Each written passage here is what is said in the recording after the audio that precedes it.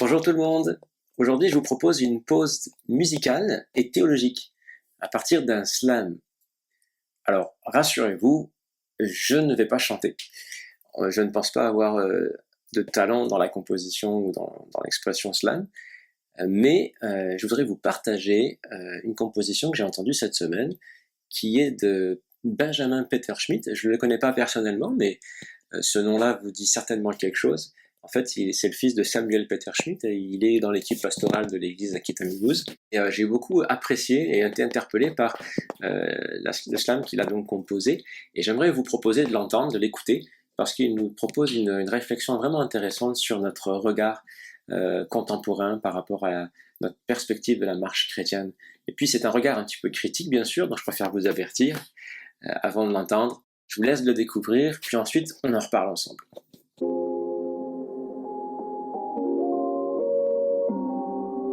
On m'a dit faut croire en toi, car Dieu te travaille main dans la main, leur fait le pas de foi.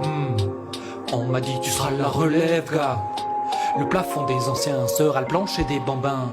On m'a dit faut rentrer dans sa destinée, découvrir son plan, le faire libre et le parachever.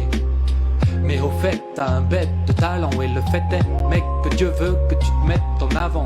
Flatteuse et mielleuse, des phrases qui viennent titiller notre nature orgueilleuse, présomptueuse.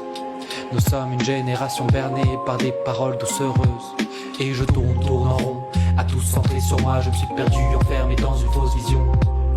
Royaume du bien-être, tu es devenu mon maître. C'était plus Jésus Seigneur, mais coach en motivation. Je tourne en rond, à tout centrer sur moi. Je me suis perdu, enfermé dans une fausse vision. Royaume du bien-être, tu es devenu mon maître. C'est plus Jésus Seigneur, mais coach en motivation. On m'a dit c'est ça la foi. En d'autres mots c'est d'imposer à Dieu ce qu'on veut sans qu'il ne nous le doive. On m'a dit prends la bénédiction. Sous-entendu argent, santé, succès et acclamation. On m'a dit y'a qu'à le proclamer. On a réduit la guérison à des mots qu'il suffit de prononcer. Plus de croix porter de choses à lâcher. C'est attrayant cet évangile facile et plaisant. Dans l'air du temps et je tourne en rond. À tout centrer sur moi je me suis perdu, enfermé dans une fausse vision. Royaume du bien-être, tu es devenu mon maître, ouais. On m'a dit n'écoute que Dieu. On m'a fait croire que les pasteurs, les grands frères ne sont tous que des envieux.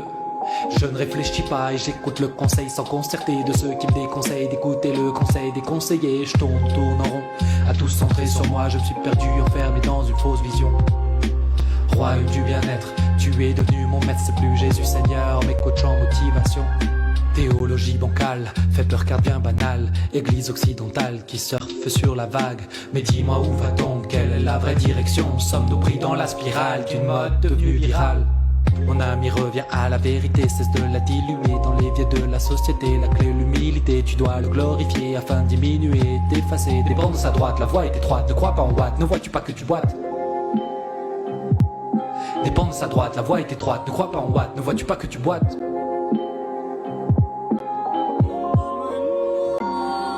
Et je tourne en rond, à tout centrer sur moi. Je me suis perdu, enfermé dans une fausse vision. Royaume du bien-être, tu es devenu mon maître. C'était plus Jésus Seigneur, mais coach en motivation. Qu'est-ce qui est devenu Jésus pour nous? C'est un petit peu cette question qu'il est posée. Est-ce qu'il est sauveur ou est-ce qu'il est devenu un coach en motivation? Et c'est vrai qu'il faut être assez honnête pour concéder que dans notre manière d'aborder le christianisme, souvent aujourd'hui on l'a un petit peu dénaturé par rapport à ce qu'on peut trouver par ailleurs dans l'évangile lui-même. D'ailleurs c'est intéressant la question que Benjamin pose dans cette chanson, parce que Jésus lui-même, il y a 2 millénaires déjà, avait posé un peu le même genre de questions à ses disciples, notamment dans l'évangile de Marc au chapitre 8. Il va demander à ses proches, à ses 12, d'après vous, qui je suis? Pierre va parler à Jésus et il est connu pour cette réponse qu'il a donnée: tu es le Christ, tu es le Messie, l'envoyé de Dieu. Mais si on creusait un peu derrière sa conception de qui était Christ, qui était le Messie, on se rend compte que Pierre n'avait pas tout à fait saisi la portée véritablement de qui était Jésus. Parce que dans l'évangile de Marc, justement, après avoir posé cette question, Jésus va se révéler lui-même. Et ce qu'il va dire, Pierre ne va pas trop l'accepter. Alors Jésus commença à leur enseigner qu'il fallait que le Fils de l'homme souffre beaucoup, qu'il soit rejeté par les anciens, par les chefs des prêtres et par les spécialistes de la loi, qu'il soit mis à mort et qu'il ressuscite 3 jours après. Il leur disait cela ouvertement. Alors Pierre le prit à part et se mit à le reprendre. Je fais une petite pause dans la lecture. Pierre n'acceptait pas la théologie de Jésus. Il l'a entendu parler pourtant de manière ouverte, mais il a voulu le reprendre. En fait, c'était pas un problème de compréhension. C'est pas que Pierre ne comprenait pas exactement ce que Jésus disait, mais plus qu'il ne l'acceptait pas. Jésus a parlé de manière très claire, de manière très ouverte de ce qui allait arriver, le concernant. Mais Pierre, non, à Dieu ne plaise, ta théologie, Jésus, n'elle est pas bonne. Le problème est que derrière ce manque d'acceptation, il y a aussi un problème de soumission, puisque ici on voit que Pierre va prendre la position du maître pour enseigner Jésus alors qu'il est censé être le disciple. Est-ce que notre manière de faire théologie aujourd'hui, de concevoir notre relation avec Jésus, n'emprunte pas à une certaine conception aussi que Pierre avait à ce moment-là? C'est pas possible que le Messie bien parle de mourir sur une croix, de devoir se sacrifier. Non, je veux un sauveur, un libérateur, je veux quelqu'un qui me motive, quelqu'un qui est conquérant. Non, et c'est quelque chose qui venait heurter sa sensibilité. Jésus va se retourner, il regarde ses disciples et il va réprimander Pierre de manière claire en lui disant « Arrière, Satan, car tes pensées ne sont pas les pensées de Dieu, mais celles des hommes. » Puis il va appeler la foule avec ses disciples et il va leur adresser cette parole. « Si quelqu'un veut être mon disciple, qu'il renonce à lui-même, qu'il se charge de sa croix et qu'il me suive. En effet, celui qui voudra sauver sa vie la perdra, mais celui qui la perdra à cause de moi et de la bonne nouvelle la sauvera. Et que servira-t-il à un homme de gagner le monde entier s'il perd son âme?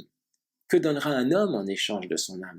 En effet, celui qui aura honte de moi et de mes paroles au milieu de cette génération adultère et pécheresse, le Fils de l'homme aura aussi honte de lui quand il viendra dans la gloire de son Père avec les saints anges. » Si on n'accepte pas la théologie de la croix dans nos vies de manière personnelle, si on n'accepte pas les paroles de Jésus, si on n'accepte pas même qui il est en tant que sauveur qui se sacrifie, qui se livre, qui perd sa vie pour nous et qui nous invite à le suivre sur ce chemin-là, alors on va réaliser qu'on ne peut pas avancer parce que Jésus va parler de cette manière-là, de manière ouverte, il va exposer sa théologie, on pourrait dire, dans le chapitre 8 qu'on vient de lire, mais aussi dans les 2 prochains chapitres, au chapitre 9, au chapitre 10, vous voyez Jésus qui dit à ses disciples de manière ouverte et qui répète inlassablement, voilà ma théologie, c'est une théologie de la croix, je vous emmène là les gars.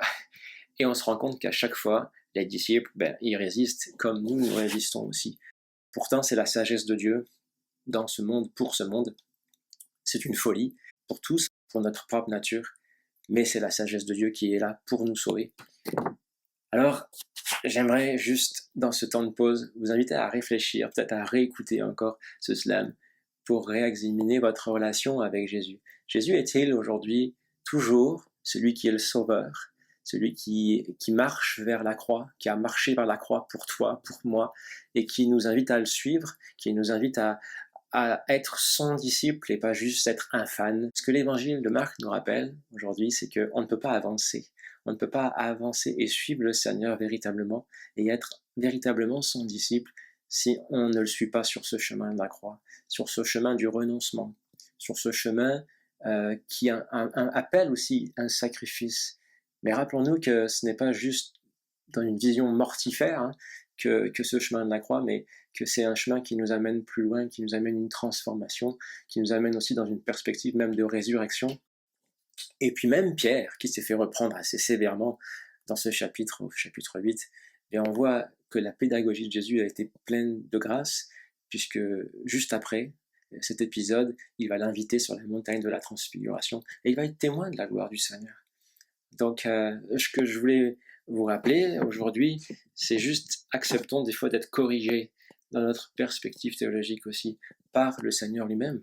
Parce que qui sommes-nous pour redéfinir ce que le Seigneur lui-même a clairement exposé de manière ouverte et ce qu'il a dit aux disciples, il l'a même dit à toute la foule afin que chacun puisse savoir quel genre de christianisme auquel Jésus nous invite.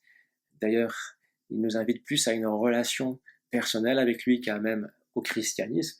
Il nous invite à le suivre, à suivre son exemple, à suivre son modèle, à être véritablement disciples et à ne pas nous prendre pour les maîtres, pour redéfinir la théologie comme bon nous semblerait à notre goût.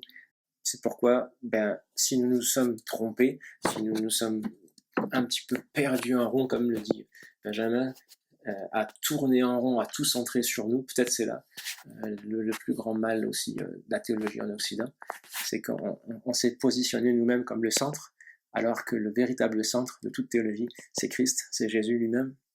Alors revenons à l'évangile tout simplement, mettons Jésus-Christ au centre dans notre relation avec lui, dans nos vies, puis acceptons aussi la réalité de la croix, parce qu'elle doit être encore opérante aujourd'hui. Dieu nous appelle non pas à être des fans, mais à être véritablement de ceux qui marchent à sa suite, qui sont ses disciples. Voilà, je vous laisse sur cette note un petit peu réflexive aujourd'hui, et puis je vous encourage à poursuivre votre chemin en marchant derrière Jésus, le Sauveur, et non pas juste un coach en motivation. Sur ce, je vous souhaite une bonne fin de journée, et je vous dis à bientôt.